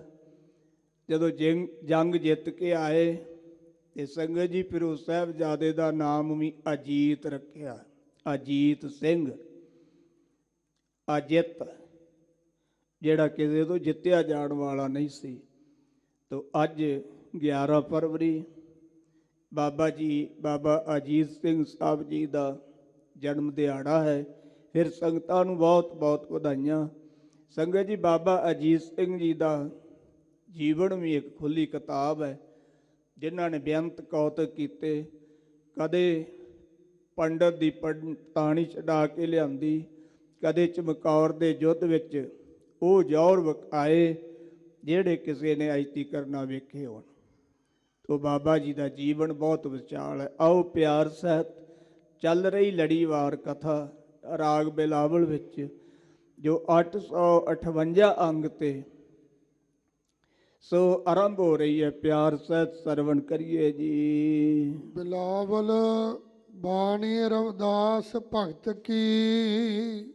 ਸੰਗਤ ਜੀ, ਰਾਗ ਬਿਲਾਵਲ ਵਿੱਚ ਸਤਿਗੁਰੂ ਪੰਜਵੇਂ ਪਾਤਸ਼ਾਹ ਜੀ ਭਾਈ ਗੁਰਦਾਸ ਜੀ ਨੂੰ ਕਹਿ ਕੇ ਭਗਤ ਰਵਿਦਾਸ ਜੀ ਦੀ ਬਾਣੀ ਅੰਕਿਤ ਕਰਵਾ ਰਹੇ ਨੇ। ਇਹ ਭਗਤ ਰਵਿਦਾਸ ਜੀ ਦੀ ਬਾਣੀ ਹੈ। ਇੱਕ ਓੰਕਾਰ ਸਤਿਗੁਰ ਪ੍ਰਸਾਦ। ਇੱਕ ਜੋ ਅਦੁੱਤੀ ਪਰਮੇਸ਼ਵਰ ਹੈ, ਓੰਕਾਰ ਸਾਰਿਆਂ ਦਾ ਪ੍ਰਕਾਸ਼ਕ ਹੈ, ਸਤ ਚੇਤਨ ਆਨੰਦ ਸਰੂਪ, ਗੁਰੂ ਦੀ ਕਿਰਪਾ ਨਾਲ ਪ੍ਰਾਪਤ ਹੁੰਦਾ। ਦਾਰਦ ਦੇਖ ਸਭ ਕੋ ਹਸੈ। ਭਗਤ ਰਵਿਦਾਸ ਜੀ ਅਕਾਲ ਪੁਰਖ ਦੇ ਚਰਨਾਂ ਵਿੱਚ ਬੇਨਤੀ ਕਰਦੇ ਨੇ, ਹੇ ਪ੍ਰਭੂ, ਆਪ ਜੀ ਜਾਣਦੇ ਹੀ ਹੋ ਮੇਰੀ ਹਾਲਤ ਕਿਹੋ ਜੀ ਸੀ। ਮੈਂ ਅੱਤ ਦਾ ਗਰੀਬ ਸਾਂ, ਲੋਕ ਮੈਨੂੰ ਵੇਖ ਵੇਖ ਕੇ ਹੱਸਦੇ ਸੀ, ਮਖੌਲ ਕਰਦੇ ਸੀ ਮਹਾਰਾਜ। ਪਰ ਜੇ ਮੈਂ ਹੁਣ ਕੁਛ ਹਾਂ ਤੇ ਤੁਹਾਡੀ ਬਦੌਲਤ ਹਾਂ, ਮੈਂ ਆਪਣੇ ਕਰਕੇ ਨਹੀਂ। ਇਸ ਪਾਵਨ ਸ਼ਬਦ ਵਿੱਚ ਭਗਤ ਜੀ ਦਰਸਾ ਰਹੇ ਨੇ, ਦਾਰਦ ਦੇਗ ਸਭ ਕੋ ਹੱਸੈ। ਹੇ ਪ੍ਰਭੂ ਜੀ, ਮੇਰੀ ਗਰੀਬੀ ਨੂੰ ਵੇਖ ਕੇ ਸਭ ਕੋਈ ਮੈਨੂੰ ਹਾਸਾ ਮਖੌਲ ਕਰਦਾ ਸੀ। ਐਸੀ ਦਸ਼ਾ ਹਮਾਰੀ। ਇਹ ਸੱਚੇ ਪਾਤਸ਼ਾਹ, ਮੇਰੀ ਹਾਲਤ ਇਹੋ ਜੀ ਸੀ। ਜਦੋਂ ਗਰੀਬੀ ਹੁੰਦੀ ਹੈ ਨਾ ਜੀ, ਕਈ ਵਾਰ ਪ੍ਰਸ਼ਾਦਾ ਪੱਕਦਾ ਹੈ, ਕਈ ਵਾਰ ਨਹੀਂ ਪੱਕਦਾ, ਕਈ ਵਾਰ ਤਨ ਢੱਕਣ ਨੂੰ ਕੱਪੜਾ ਮਿਲਦਾ ਹੈ, ਕਈ ਵਾਰ ਨਹੀਂ ਮਿਲਦਾ। ਸੰਗਤ ਜੀ, ਸਤਿਗੁਰੂ ਜੀ ਕਹਿੰਦੇ, ਜਾ ਕੋ ਮੁਸ਼ਕਿਲ ਅਤ ਬਣੇ ਸਾਕ ਪੇ ਭੱਜ ਕਲੇ। ਉਦੋਂ ਰਿਸ਼ਤੇਦਾਰ, ਭੈਣ ਭਰਾ ਸਾਰੇ ਹੀ ਭੱਜ ਜਾਂਦੇ ਨੇ, ਸਾਥ ਚੜ੍ਹ ਜਾਂਦੇ ਨੇ ਵੀ ਇਹ ਕਿਤੇ ਸਾਡੇ ਤੋਂ ਕੋਈ ਮੰਗ ਨਾ ਲਵੇ। ਗਰੀਬੀ ਦੀ ਹਾਲਤ ਵੀ ਬੜੀ ਮਾੜੀ ਹੈ। ਜਦੋਂ ਪੰਡਿਤ ਦੁਰਗਾ ਦਾਸ ਨੇ ਧੰਨ ਗੁਰੂ ਅਮਰਦਾਸ ਸੱਚੇ ਪਾਤਸ਼ਾਹ ਜੀ ਦੇ ਪਦਮ ਵੇਖਿਆ ਨਾ ਜੀ, ਤੇ ਹਜ਼ੂਰ ਨੂੰ ਕਹਿਣ ਲੱਗਾ, ਮਹਾਰਾਜ ਆਪ ਜੀ ਜਾਂ ਤਾਂ ਚੱਕਰਵਰਤੀ ਬਾਦਸ਼ਾਹ ਹੋਵੋਗੇ ਤੇ ਜਾਂ ਫਿਰ ਦੁਨੀਆ ਦਾ ਉਧਾਰ ਕਰੋਗੇ। ਸਤਿਗੁਰੂ ਅਮਰਦਾਸ ਜੀ ਕਹਿਣ ਲੱਗੇ, ਪੰਡਿਤ ਜੀ ਕਿਤੇ ਇਹ ਸਮਾਂ ਆਇਆ ਤੇ ਫਿਰ ਜੋ ਮੰਗੋਗੇ ਦਿਆਂਗੇ। ਸਮਾਂ ਆਇਆ, ਧੰਨ ਗੁਰੂ ਅਮਰਦਾਸ ਜੀ ਗੁਰੂ ਨਾਨਕ ਦੇ ਸਿੰਘਾਸਣ ਦੇ ਵਾਰਸ ਬਣੇ, ਗੁਰਤਾ ਗੱਦੀ ਤੇ ਬਿਰਾਜਮਾਨ ਹੋਏ। ਪੰਡਿਤ ਦੁਰਗਾ ਦਾਸ ਲੰਘ ਰਿਹਾ ਸੀ ਤੇ ਉਹਨੇ ਸਿਆਣ ਲਿਆ ਵੀ ਇਹ ਉਹੀ ਪੁਰਖ ਹੈ। ਸਤਿਗੁਰੂ ਗੁਰੂ ਅਮਰਦਾਸ ਜੀ ਦੇ ਚਰਨਾਂ ਵਿੱਚ ਆ ਕੇ ਨਮਸਕਾਰ ਕੀਤੀ। ਸਤਿਗੁਰਾਂ ਨੇ ਵੀ ਸਿਆਣ ਲਿਆ ਕਿ ਪੰਡਿਤ ਦੁਰਗਾ ਦਾਸ ਹੈ। ਸਤਿਗੁਰੂ ਜੀ ਕਹਿਣ ਲੱਗੇ, ਪੰਡਿਤ ਜੀ ਅਸੀਂ ਤੁਹਾਡੇ ਨਾਲ ਨਾ ਇੱਕ ਵਚਨ ਕੀਤਾ ਸੀ। ਤੁਸੀਂ ਸਾਨੂੰ ਕਿਹਾ ਸੀ ਵੀ ਤੁਹਾਡੇ ਪਦਮ ਹੈ ਤੇ ਤੁਸੀਂ ਜ਼ਿਆਦਾ ਚੱਕਰਵਰਤੀ ਬਾਦਸ਼ਾਹ ਹੋਵੋਗੇ ਤੇ ਜਾਂ ਦੁਨੀਆ ਦਾ ਉਧਾਰ ਕਰੋਗੇ, ਤੇ ਅਸੀਂ ਤੁਹਾਨੂੰ ਵਚਨ ਕੀਤਾ ਸੀ ਜੋ ਮੰਗੋਗੇ ਦਿਆਂਗੇ। ਅੱਜ ਸਮਾਂ ਹੈ, ਮੰਗੋ ਕੀ ਚਾਹੀਦਾ। ਹੁਣ ਪੰਡਿਤ ਦੁਰਗਾ ਦਾਸ ਜਿਹੜਾ ਸੀ ਨਾ ਜੀ, ਇਹ ਵਿਚਾਰਾਂ ਵਿੱਚ ਪੈ ਗਿਆ। ਵਿਚਾਰਾਂ ਵਿੱਚ ਪੈ ਗਿਆ ਵੀ ਜੇ ਮੈਂ ਦੁਨਿਆਵੀ ਧਨ ਪਦਾਰਥ ਮੰਗਦਾ ਹਾਂ ਤੇ ਮੇਰਾ ਪਰਲੋਕ ਵਿਗੜ ਜਾਵੇਗਾ, ਤੇ ਜੇ ਮੈਂ ਨਾਮ ਰੂਪੀ ਧਨ ਹੀ ਇਕੱਲਾ ਮੰਗਦਾ ਹਾਂ ਤੇ ਫਿਰ ਮਾਤ ਲੋਕ ਵਿੱਚ ਮੇਰੀ ਕਿਸੇ ਨੇ ਹਾਲਤ ਨਹੀਂ ਪੁੱਛਣੀ। ਇੱਥੇ ਅੱਤ ਦੀ ਗਰੀਬੀ ਰਹੇਗੀ ਮੇਰੇ ਤੇ। ਇਉਂ ਵਿਚਾਰ ਕੇ ਨਾ ਜੀ, ਤੇ ਹਜ਼ੂਰ ਨੂੰ ਬੇਨਤੀ ਕਰਦਾ, ਮਹਾਰਾਜ ਜੇ ਤਰੁੱਠੇ ਹੋ ਨਾ, ਜੇ ਕਿਰਪਾ ਦੇ ਘਰ ਵਿੱਚ ਆਏ ਹੋ ਮਹਾਰਾਜ, ਤੇ ਲੋਕ ਪਰਲੋਕ ਹੀ ਸਵਾਰ ਦਿਓ। ਸੰਗਤ ਜੀ, ਧੰਨ ਗੁਰੂ ਅਮਰਦਾਸ ਸੱਚੇ ਪਾਤਸ਼ਾਹ ਜੀ ਨੇ ਕਿਰਪਾ ਕੀਤੀ ਤੇ ਆਖਿਆ, ਪੰਡਿਤ ਜੀ ਤੁਹਾਨੂੰ ਦੁਨਿਆਵੀ ਧਨ ਪਦਾਰਥ ਵੀ ਦਿੱਤਾ, ਇੱਥੇ ਵੀ ਤੁਹਾਨੂੰ ਕੋਈ ਤੋੜ ਨਹੀਂ ਰਹੇਗੀ ਤੇ ਤੁਹਾਡਾ ਪਰਲੋਕ ਵੀ ਸਵਾਰਿਆ। ਸੰਗਤ ਜੀ, ਗਰੀਬੀ ਵੀ ਇੱਕ ਬਹੁਤ ਵੱਡੀ ਬਿਮਾਰੀ ਹੈ। ਜਦੋਂ ਬੰਦਾ ਗਰੀਬੀ ਦੇ ਵਿੱਚ ਹੁੰਦਾ ਹੈ ਨਾ, ਕੋਈ ਬਾਤ ਨਹੀਂ ਪੁੱਛਦਾ, ਸਗੋਂ ਲੋਕ ਮਖੌਲ ਕਰਦੇ ਨੇ ਵੀ ਇਹਨੂੰ ਕੀ ਹੋਇਆ, ਇਹਦੇ ਹੱਥ ਟੁੱਟੇ ਨੇ, ਇਹ ਕੰਮ ਨਹੀਂ ਕਰ ਸਕਦਾ। ਹੁਣ ਕਈ ਵਾਰ ਬੰਦਾ ਕੰਮ ਤਾਂ ਕਰਦਾ ਹੈ ਪਰ ਬਰਕਤ ਨਹੀਂ ਪੈਂਦੀ। ਹੁਣ ਭਗਤ ਜੀ ਆਪਣੀ ਦਸ਼ਾ ਦਰਸਾ ਰਹੇ ਨੇ, ਵਾਹਿਗੁਰੂ ਮੇਰੀ ਐਸੀ ਹਾਲਤ ਸੀ ਕਿ ਮੇਰੀ ਗਰੀਬੀ ਨੂੰ ਵੇਖ ਕੇ ਸਾਰੇ ਹੀ ਲੋਕ ਹੱਸਦੇ ਸਨ। ਅਸ਼ਟ ਦਸ਼ਾ ਸਿੱਧ ਕਰ ਤਲ। ਅਸ਼ਟ ਦਾ ਅਰਥ ਹੈ 8 ਤੇ ਦਸਾਂ ਦਾ ਅਰਥ ਹੈ 10। 8 ਤੇ 10 18 ਜਿਹੜੀਆਂ ਸਿੱਧੀਆਂ ਨੇ ਨਾ, ਵਾਹਿਗੁਰੂ ਜੀ ਆਪ ਜੀ ਨੇ ਕਿਰਪਾ ਕਰਕੇ ਮੇਰੇ ਹੱਥਾਂ ਦੀ ਤਲੀ ਦੇ ਉੱਤੇ ਟਿਕਾ ਦਿੱਤੀਆਂ। ਸਭ ਕਿਰਪਾ ਤੁਮਾਰੀ। ਸੱਚੇ ਪਾਤਸ਼ਾਹ, ਇਹ ਸਾਰੀ ਤੁਹਾਡੀ ਕਿਰਪਾ ਹੈ, ਤੁਹਾਡੀ ਮਿਹਰ ਹੋਈ ਹੈ। ਤੁਸੀਂ ਮੈਨੂੰ 18 ਸਿੱਧੀਆਂ ਬਖਸ਼ਿਸ਼ ਕੀਤੀਆਂ ਨੇ। ਮਹਾਰਾਜ ਜਿਹੜੇ ਪੰਡਤ ਲੋਕ ਮੇਰੇ ਤੋਂ ਨਫ਼ਰਤ ਕਰਦੇ ਸੀ ਨਾ, ਹੁਣ ਇਹਨਾਂ 18 ਸਿੱਧੀਆਂ ਕਰਕੇ ਸੱਚੇ ਪਾਤਸ਼ਾਹ ਇਹ ਜਿਹੜੀ ਤੁਸੀਂ ਮੈਨੂੰ ਸੋ ਬਖਸ਼ਿਸ਼ ਕੀਤੀ ਹੈ ਨਾ, ਇਹਦਾ ਕਰਕੇ ਉਹ ਪੰਡਤ ਵੀ ਮੇਰੇ ਚਰਨਾਂ ਤੇ ਝੁਕਦੇ ਨੇ, ਨਮਸਕਾਰ ਕਰਦੇ ਨੇ। ਸੋ ਭਗਤ ਜੀ ਕਹਿੰਦੇ ਨੇ ਮਹਾਰਾਜ ਇਹ ਸਾਰੀ ਤੁਹਾਡੀ ਕਿਰਪਾ ਹੈ, ਮੈਂ ਕੋਈ ਮਿਹਨਤ ਨਹੀਂ ਕੀਤੀ, ਮੈਂ ਕੋਈ ਕਮਾਈ ਨਹੀਂ ਕੀਤੀ ਵੀ ਕਮਾਈ ਕਰਕੇ ਤੇ 18 ਸਿੱਧੀਆਂ ਪ੍ਰਾਪਤ ਕੀਤੀਆਂ। ਇਹਦਾ ਤੁਸੀਂ ਕਿਰਪਾ ਕਰਕੇ ਮੇਰੇ ਹੱਥਾਂ ਦੀਆਂ ਤਲੀਆਂ ਦੇ ਉੱਤੇ ਰੱਖ ਦਿੱਤੀਆਂ, ਟਿਕਾ ਦਿੱਤੀ ਮੇਰੇ ਹੱਥ ਦੀ ਤਲੀ ਦੇ ਉੱਤੇ। ਤੂੰ ਜਾਣਤ ਮੈਂ ਕਿਛ ਨਹੀਂ। ਸੱਚੇ ਪਾਤਸ਼ਾਹ ਜੀ ਤੁਸੀਂ ਜਾਣਦੇ ਹੀ ਹੋ ਮੈਂ ਤਾਂ ਕੁਝ ਵੀ ਨਹੀਂ ਸਾਂ। ਭਵ ਖੰਡਨ ਰਾਮ। ਭਵ ਦਾ ਅਰਥ ਹੈ ਸੰਸਾਰ ਤੇ ਖੰਡਨ ਦਾ ਅਰਥ ਹੈ ਨਾਸ ਕਰਨ ਵਾਲਾ। ਮਹਾਰਾਜ ਸੰਸਾਰ ਵਿੱਚ ਵਾਰ-ਵਾਰ ਆਉਣਾ ਜਾਣਾ, ਜੰਮਣ ਮਰਨ ਦੇ ਚੱਕਰ ਨੂੰ ਖੰਡਣ ਵਾਲੇ ਵਾਹਿਗੁਰੂ ਜੀ, ਪ੍ਰਭੂ ਜੀ ਆਪ ਤੁਸੀਂ ਮੇਰੀ ਹਾਲਤ ਨੂੰ ਜਾਣਦੇ ਹੀ ਸੀ, ਮੈਂ ਕੁਝ ਵੀ ਨਹੀਂ ਸਾਂ। ਸਗਲ ਜੀ ਸਰਣਾਗਤੀ। ਸੱਚੇ ਪਾਤਸ਼ਾਹ ਜੀ ਸਾਰੇ ਜੀ ਤੁਹਾਡੀ ਸ਼ਰਨ ਵਿੱਚ ਆਏ। ਪ੍ਰਭ ਪੂਰਨ ਕਾਮ। ਹੇ ਪ੍ਰਭੂ ਜੀ ਆਪ ਸਾਰਿਆਂ ਦੀਆਂ ਕਾਮਨਾਵਾਂ ਪੂਰੀਆਂ ਕਰਨ ਵਾਲੇ ਹੋ। ਰਹਾਓ ਵਿਸਰਾਮ ਦੇ ਕੇ ਫਰਮਾਉਂਦੇ ਨੇ ਜੋ ਤੇਰੀ ਸਰਣਾਗਤਾ। ਸੱਚੇ ਪਾਤਸ਼ਾਹ ਜੀ ਜੋ ਵੀ ਜੀਵ ਤੁਹਾਡੀ ਸ਼ਰਨ ਵਿੱਚ ਆ ਗਿਆ ਤਿਨ ਨਾਹੀ ਭਾਰ।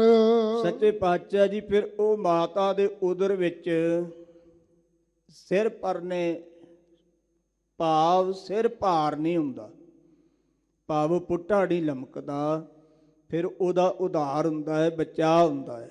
ਅਥਵਾ ਜਿਹੜਾ ਦੁੱਖਾਂ ਦਾ ਭਾਰ ਹੈ ਨਾ, ਤਿਨ ਨਾਹੀ ਭਾਰ, ਫਿਰ ਉਹਨਾਂ ਨੂੰ ਇਹ ਭਾਰ ਨਹੀਂ ਵਿਆਪਦਾ। ਊਚ ਨੀਚ ਤੁਮ ਤੇ ਤਰੇ। ਸੱਚੇ ਪਾਤਸ਼ਾਹ ਜੀ ਭਾਵੇਂ ਕੋਈ ਉੱਚੀ ਜਾਤੀ ਦਾ ਹੈ, ਭਾਵੇਂ ਕੋਈ ਨੀਵੀਂ ਜਾਤੀ ਦਾ ਹੈ, ਸਾਰੇ ਹੀ ਆਪ ਜੀ ਦੀ ਮਿਹਰ ਨਾਲ ਤਰਦੇ ਨੇ। ਆਲਜ ਸੰਸਾਰ। ਆਲਜ ਨਾਮ ਬੰਧਨਾਂ ਦਾ ਸੰਗਤ ਜੀ, ਇਹ ਜਿਹੜਾ ਸੰਸਾਰ ਬੰਧਨ ਰੂਪ ਹੈ ਨਾ, ਇਹਦੇ ਵਿੱਚ ਕਈ ਤਰ੍ਹਾਂ ਦੇ ਬੰਧਨ ਨੇ। ਮੋਹ ਦਾ ਬੰਧਨ ਹੈ, ਵਿਕਾਰਾਂ ਦਾ ਬੰਧਨ ਹੈ, ਫੁਰਨਿਆਂ ਦਾ ਬੰਧਨ ਹੈ, ਕਈ ਤਰ੍ਹਾਂ ਦੇ ਬੰਧਨ ਨੇ। ਸੱਚੇ ਪਾਤਸ਼ਾਹ ਜੀ ਇਹ ਬੰਧਨਾ ਰੂਪੀ ਸੰਸਾਰ ਤੋਂ ਭਾਵੇਂ ਕੋਈ ਉੱਚੀ ਜਾਤ ਦਾ ਹੋਵੇ ਤੇ ਭਾਵੇਂ ਕੋਈ ਨੀਵੀਂ ਜਾਤ ਦਾ ਹੋਵੇ, ਜਦੋਂ ਤੁਹਾਡੀ ਸ਼ਰਨ ਵਿੱਚ ਆ ਜਾਂਦੇ ਨੇ ਉਹ ਤੁਹਾਡੀ ਕਿਰਪਾ ਨਾਲ ਤਰ ਜਾਂਦੇ ਨੇ। ਕਹਿ ਰਵਿਦਾਸ ਅਕਥ ਕਥਾ। ਭਗਤ ਰਵਿਦਾਸ ਜੀ ਕਥਨ ਕਰਦੇ ਨੇ ਵਾਹਿਗੁਰੂ ਆਪ ਜੀ ਦੀ ਸਰੂਪ ਲੱਕੜਾਂ ਵਾਲੀ ਜਿਹੜੀ ਕਥਾ ਹੈ ਨਾ, ਇਹ ਅਕਥ ਹੈ, ਕਥੀ ਨਹੀਂ ਜਾ ਸਕਦੀ। ਬਹੁ ਕਾਏ ਕਰੀਜੈ। ਸੱਚੇ ਪਾਤਸ਼ਾਹ ਜੀ ਬਹੁਤੀ ਕਥਾ ਕਾਹਦੇ ਤੋਂ ਕਰੀਏ, ਬਹੁਤੀ ਕਥਾ ਕਿਵੇਂ ਕਥਨ ਕਰੀਏ, ਕਿਉਂਕਿ ਸਰੂਪ ਲੱਕੜਾਂ ਵਾਲੀ ਜਿਹੜੀ ਕਥਾ ਨਾ, ਇਹ ਲਖਣਾ ਬਿਰਤੀ ਤੋਂ ਬਗੈਰ ਨਹੀਂ ਕੀਤੀ ਜਾ ਸਕਦੀ।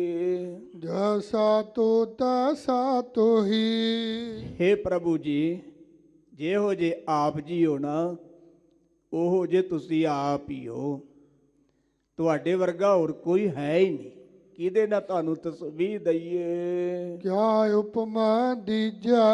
ਮਹਾਰਾਜ ਕਿਹਦੇ ਨਾਲ ਤੁਹਾਡੀ ਉਪਮਾ ਕਰੀਏ ਵੀ ਰੱਬ ਇਹਦੇ ਵਰਗਾ ਹੈ, ਫਲਾਣਾ ਰੱਬ ਇਹ ਫਲਾਣੇ ਵਰਗਾ ਨਹੀਂ। ਦੁਨੀਆ ਦੇ ਵਿੱਚ ਤੇ ਆਪਾਂ ਕਈ ਵਾਰ ਤਸਵੀਰ ਦੇਨੇ, ਉਪਮਾ ਦੇਨੇ ਵੀ ਆਪਣੇ ਪਿਓ ਵਰਗਾ ਹੈ, ਜਾਂ ਕਈ ਵਾਰ ਆਪਾਂ ਕਹਿ ਦਿੰਦੇ ਜੀ ਇਹ ਬੱਚਾ ਆਪਣੀ ਮਾਂ ਵਰਗਾ ਹੈ, ਜਾਂ ਕਈ ਵਾਰ ਕਹਿ ਦਿੰਦੇ ਜੀ ਇਹ ਨਾਨਕਿਆਂ ਤੇ ਗਿਆ ਹੈ, ਇਹ ਦਾਦਕਿਆਂ ਤੇ ਗਿਆ ਹੈ। ਪਰ ਸੱਚੇ ਪਾਤਸ਼ਾਹ ਜੀ ਕਹਿੰਦੇ ਵਾਹਿਗੁਰੂ ਤੈਨੂੰ ਕਿਹਦੇ ਵਰਗਾ ਕਹੀਏ, ਤੇਰੇ ਵਰਗਾ ਤੇ ਹੈ ਹੀ ਕੋਈ ਨਹੀਂ। ਤਾਂ ਹੀ ਭੱਟਾ ਨੇ ਕਿਹਾ ਨਾ, ਭੱਲੇ ਅਮਰਦਾਸ ਗੁਣ ਤੇਰੇ, ਤੇਰੀ ਉਪਮਾ ਤੋਹੇ ਬਣ ਆਵੇ। ਸੱਚੇ ਪਾਤਸ਼ਾਹ ਤੁਹਾਡੀ ਉਪਮਾ ਤੁਹਾਨੂੰ ਹੀ ਬਣ ਆਉਂਦੀ ਹੈ, ਤੁਹਾਡੀ ਕਿਸੇ ਨਾਲ ਉਪਮਾ ਨਹੀਂ ਕੀਤੀ ਜਾ ਸਕਦੀ। ਬਿਲਾਵਲ ਜਿਹ ਕੁਲ ਸਾਧ ਬੈਸਨੋ ਹੋਏ। ਭਗਤ ਰਵਿਦਾਸ ਜੀ ਦੂਜੇ ਸ਼ਬਦ ਵਿੱਚ ਫਰਮਾਉਂਦੇ ਨੇ, ਜਿਸ ਕੁਲ ਵਿੱਚ ਅਕਾਲ ਪੁਰਖ ਵਾਹਿਗੁਰੂ ਪਰਮੇਸ਼ਰ ਦਾ ਭੇਜਿਆ ਹੋਇਆ ਸਾਧੂ ਹੋਵੇ। ਸਾਧ ਦਾ ਅਰਥ ਹੈ ਸਾਧਨਾ ਕਰਨ ਵਾਲਾ, ਵੈਸ਼ਨੋ ਦਾ ਅਰਥ ਹੈ ਵੈਸ਼ਨਵ ਮਤ, ਕਈਆਂ ਨੇ ਇਹਦਾ ਅਰਥ ਕੀਤਾ ਹੈ ਵਿਸ਼ਨੂੰ ਦਾ ਅਵਤਾਰ। ਪਰ ਸੱਚੇ ਪਾਤਸ਼ਾਹ ਜੀ ਨੇ ਗੁਰਬਾਣੀ ਵਿੱਚ ਜ਼ਿਕਰ ਕੀਤਾ ਹੈ, ਸਾਧ ਰੂਪ ਆਪਣਾ ਤਨ ਧਾਰਿਆ। ਸੰਗਤ ਜੀ, ਸਾਧੂ ਜਿਹੜੇ ਨੇ ਨਾ ਪਰਮੇਸ਼ਰ ਦਾ ਅਵਤਾਰ ਨੇ ਤੇ ਨਿਤਾ ਅਵਤਾਰ ਇਹਨਾਂ ਨੂੰ ਮੰਨਿਆ ਗਿਆ ਹੈ। ਇਹ ਨਿਤ ਦੇ ਅਵਤਾਰ ਨੇ, ਦੁਨੀਆ ਵਿੱਚ ਆ ਕੇ ਲੁਕਾਈ ਦਾ ਉਧਾਰ ਕਰਦੇ ਨੇ। ਹੁਣ ਭਗਤ ਜੀ ਕਹਿੰਦੇ, ਜਿਸ ਕੁੱਲ ਵਿੱਚ ਅਕਾਲ ਪੁਰਖ ਵਾਹਿਗੁਰੂ ਪਰਮੇਸ਼ਰ ਦਾ ਵੈਸ਼ ਨਾਮ ਵਿਸ਼ਵਦਾ ਹੈ, ਨੌ ਨਾਮ ਚੇਸ਼ਟਾ ਦਾ ਹੈ, ਜਿਹੜਾ ਸਾਰੇ ਸੰਸਾਰ ਦੀ, ਸਾਰੇ ਵਿਸ਼ਵ ਦੀ ਚੇਸ਼ਟਾ ਕਰਾ ਰਿਹਾ। ਸੰਗਤ ਜੀ, ਸਾਰੇ ਸੰਸਾਰ ਨੂੰ ਭੜਕਾ ਰਿਹਾ ਹੈ ਨਾ। ਸੱਚੇ ਪਾਤਸ਼ਾਹ ਜੀ ਕਹਿੰਦੇ, ਉਸ ਵਾਹਿਗੁਰੂ ਦਾ ਜਿਹੜਾ ਭੇਜਿਆ ਹੋਇਆ, ਜਿਸ ਕੁੱਲ ਵਿੱਚ ਸਾਧੂ ਹੋਵੇ। ਵਰਨ ਅਵਰਨ ਰੰਕ ਨਹੀਂ ਸੁਰ। ਵਰਨ ਕਹਿੰਦੇ ਨੇ ਸ੍ਰੇਸ਼ਟ ਨੂੰ ਤੇ ਅਵਰਨ ਕਹਿੰਦੇ ਨੇ ਨੀਵੀਂ ਜਾਤ। ਸੱਚੇ ਪਾਤਸ਼ਾਹ ਜੀ ਦੇ ਅਨੰਦ ਪਿਆਰੇ ਭਗਤ ਭਗਤ ਰਵਿਦਾਸ ਜੀ ਕਹਿੰਦੇ, ਭਾਵੇਂ ਕੋਈ ਸ੍ਰੇਸ਼ਟ ਜਾਤੀ ਦਾ ਹੋਵੇ, ਸਵਰਨ ਜਾਤੀ ਦਾ ਹੋਵੇ, ਤੇ ਭਾਵੇਂ ਕੋਈ ਨੀਵੀਂ ਜਾਤ ਦਾ ਹੋਵੇ, ਰੰਕ ਨਹੀਂ। ਉਹ ਸੰਗਤ ਜੀ ਕੰਗਾਲ ਨਹੀਂ। ਕਿਉਂਕਿ ਜਿਹੜਾ ਸਾਧੂ ਹੈ ਨਾ, ਉਹ ਭਾਵੇਂ ਸਵਰਨ ਜਾਤੀ ਵਿੱਚ ਪੈਦਾ ਹੋਵੇ ਤੇ ਭਾਵੇਂ ਨੀਚ ਜਾਤੀ ਵਿੱਚ ਪੈਦਾ ਹੋਵੇ, ਉਹ ਕੰਗਾਲ ਨਹੀਂ ਹੁੰਦਾ। ਉਹ ਕੀ ਹੈ ਜੀ? ਈਸ਼ਰ। ਉਹ ਤਾਂ ਈਸ਼ਵਰ ਦਾ ਸਰੂਪ ਹੈ। ਬਿਮਲ ਬਾਸ ਜਾਨੀਐ ਜਗ ਸੋਏ। ਸੰਗਤ ਜੀ, ਬਾਸ ਨਾਮ ਸੁਗੰਧੀ ਦਾ ਹੈ। ਉਹਦੀ ਸੁਗੰਧੀ ਜਿਹੜੀ ਹੈ ਨਾ, ਨਿਮਰਤਾ ਦੀ ਸੁਗੰਧੀ, ਮਿੱਠ ਬੋਲੜੇ ਸੁਭਾਅ ਦੀ ਸੁਗੰਧੀ। ਸੱਚੇ ਪਾਤਸ਼ਾਹ ਜੀ ਦੇ ਅਨੰਦ ਪਿਆਰੇ ਭਗਤ ਭਗਤ ਰਵਿਦਾਸ ਜੀ ਕਹਿੰਦੇ ਨੇ, ਬਿਮਲ, ਇਹ ਮੈਲ ਤੋਂ ਰਹਿਤ ਉਹਦੀ ਜਿਹੜੀ ਸੁਗੰਧੀ ਹੈ ਨਾ, ਸਾਰੇ ਜਗਤ ਵਿੱਚ ਜਾਣੀ ਜਾਂਦੀ ਹੈ। ਰਹਾਓ। ਹਾਂਜੀ। ਬ੍ਰਾਹਮਣ ਬੈਸ ਸੂਦ ਅਰ ਖੱਤਰੀ। ਸੱਚੇ ਪਾਤਸ਼ਾਹ ਜੀ ਕਹਿੰਦੇ ਨੇ, ਇੱਥੇ ਭਾਵੇਂ ਕੋਈ ਬ੍ਰਾਹਮਣ ਹੋਵੇ, ਭਾਵੇਂ ਕੋਈ ਬੈਸ਼ ਹੋਵੇ, ਭਾਵੇਂ ਕੋਈ ਸ਼ੂਦਰ ਹੋਵੇ, ਤੇ ਭਾਵੇਂ ਕੋਈ ਖੇਤਰੀ। ਖੇਤਰੀ ਅਰਥ ਇਹ ਪਾਠ ਹੈ ਸੰਗਤ ਜੀ, ਖੇਤਰੀ। ਇੱਕ ਤਾਂ ਤੇ ਖੱਤਰੀ ਵੀ ਆਇਆ ਹੈ ਪਾਠ, ਦੋ ਤਾਵਾਂ ਤੇ ਖੇਤਰੀ ਪਾਠ ਵੀ ਆਇਆ ਹੈ। ਔਰ ਭਗਤ ਜੀ ਕਹਿੰਦੇ ਨੇ, ਭਾਵੇਂ ਕੋਈ ਖੱਤਰੀ ਕੁੱਲ ਵਿੱਚ ਹੋਵੇ, ਡੋਮ ਚੰਡਾਰ ਮਲੇਸ਼ ਮਨ ਸੋਏ। ਭਾਵੇਂ ਕੋਈ ਡੋਮ ਮਰਾਸੀ ਜਾਤੀ ਵਿੱਚ ਹੋਵੇ, ਤੇ ਭਾਵੇਂ ਕੋਈ ਚੰਡਾਲਾਂ ਦੇ ਘਰ ਪੈਦਾ ਹੋਇਆ ਹੋਵੇ, ਤੇ ਭਾਵੇਂ ਕੋਈ ਮਲੇਸ਼ ਮਨ ਵਾਲਾ ਹੋਵੇ। ਹੋਏ ਪਨੀਤ ਭਗਵੰਤ ਭਜਨ ਤੇ।